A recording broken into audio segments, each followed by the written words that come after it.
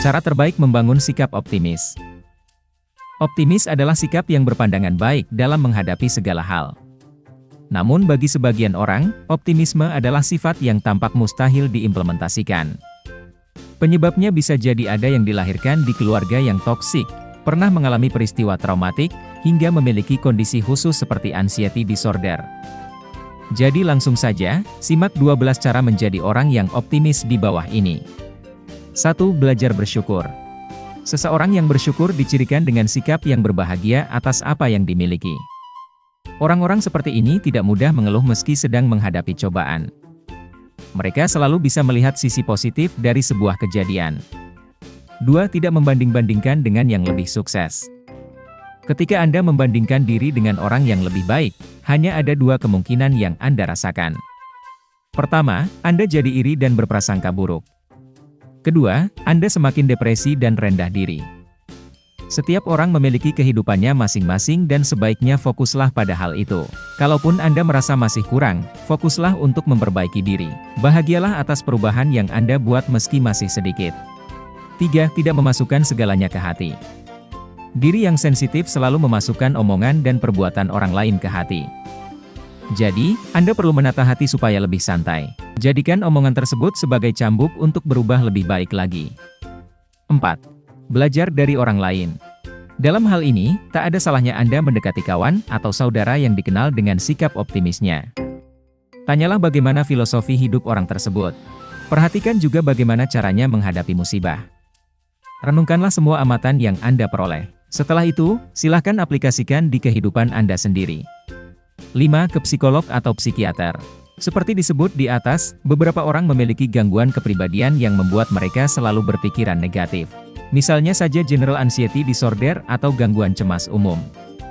Mereka yang memiliki gangguan tersebut memiliki pikiran yang kalut dan mudah tertekan. Dalam kehidupan sehari-hari, mereka sering dianggap pesimis dan tidak menyenangkan. Gangguan kepribadian seperti ini jelas perlu penanganan dari ahli. Karena itu, sekiranya Anda memiliki masalah tersebut, janganlah segan untuk pergi konsultasi ke psikolog atau psikiater. 6. Berpikir strategis. Berpikir strategis artinya berpikir menurut perencanaan dan langkah-langkah tertentu. Bila Anda masih sekolah, misalnya, Anda tak bisa sekadar berharap nilai Anda akan bagus begitu saja. Yang demikian bukanlah sikap optimis, melainkan suatu kenaifan. Begitu pula bila Anda adalah karyawan kantor. Agar mendapatkan promosi, tentu Anda harus mengusahakannya. Oleh sebab itulah, terapkanlah strategi yang tepat. 7. Menikmati proses. Ada 2 tipe manusia di dunia ini menurut caranya mewujudkan keinginan. Yang pertama yang proses-oriented, dan yang kedua yang target-oriented. Mereka yang berorientasi pada proses akan memaksimalkan momen tatkala berusaha dan ikhlas dengan hasilnya. Sementara mereka yang target-oriented umumnya lebih mementingkan hasil daripada proses. Kedua tipe kepribadian ini sebenarnya bisa sama-sama optimis. Namun demikian, mereka yang mengutamakan proses biasanya lebih rileks. 8. Refreshing. Agar pikiran tetap optimis, Anda perlu sesekali merefresh pikiran serta fisik. Sebab pikiran dan fisik yang lelah adalah sumber dari segala hal yang negatif. Anggarkanlah waktu untuk berlibur dan sisihkan uang untuk belanja barang kesenangan Anda. Selain itu, jangan lupa main-mainlah dengan kawan yang lain. 9. Jalani pola hidup sehat. Kunci pola hidup sehat tidaklah sulit untuk diimplementasikan. Anda hanya perlu istirahat minimal 6 jam per hari, makan makanan yang sehat, dan tentu saja menghindari zat-zat yang bersifat adiktif. Usahakan juga untuk olahraga. Bila Anda sibuk, setidaknya sempatkanlah berolahraga 1 kali dalam seminggu. 10. Hindari orang-orang toksik. Anda tidak akan optimis jika selalu bergaul dengan mereka yang pesimis. Anda justru akan berkonflik karena perbedaan pandangan tersebut.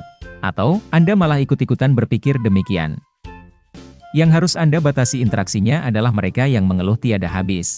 Sosok kawan seperti ini akan menyita energi Anda. Padahal diri Anda sendiri sedang berusaha lebih optimis menghadapi kehidupan. 11. Ketahui kemampuan diri. Untuk mewujudkan optimisme yang sehat, Anda perlu sadar diri. Jangan naif apalagi narsis. Artinya, Anda perlu mengetahui apa saja kelebihan dan kekurangan diri sendiri. Dengan demikian, Anda bisa berusaha semaksimal mungkin dan berharap secara realistis. Sebab harapan yang tidak realistis bisa menyebabkan kekecewaan besar. Apabila kekecewaan itu terjadi berulang, pikiran yang optimis bisa berubah menjadi pesimis. 12. Jangan suka menghakimi orang lain. Anda juga perlu belajar untuk tidak menghakimi orang lain. Apalagi bila orang lain tersebut sedang berada pada posisi di bawah Anda. Misalnya, bila Anda adalah siswa yang cerdas, janganlah lantas membodoh-bodohkan siswa yang kurang cerdas. Pun begitu bila Anda adalah sosok yang gaul dan disukai banyak orang, janganlah membuli mereka yang pendiam. Hal-hal tersebut mungkin memang tidak mengurangi optimisme dalam diri Anda. Anda tetaplah bisa selalu ceria dan menatap masa depan dengan positif. Namun, yang Anda lakukan berpotensi besar menghancurkan optimisme orang lain. Tak ada artinya mendaku diri sebagai orang yang positif sekiranya Anda melakukan hal tak terpuji itu. Terdapat sangat banyak keuntungan menjadi pribadi yang optimis. Anda akan lebih damai dalam menghadapi kehidupan yang sulit dan bisa cepat bangkit dari kegagalan. Aura Anda pun selalu dipersepsi positif oleh orang-orang di sekitar.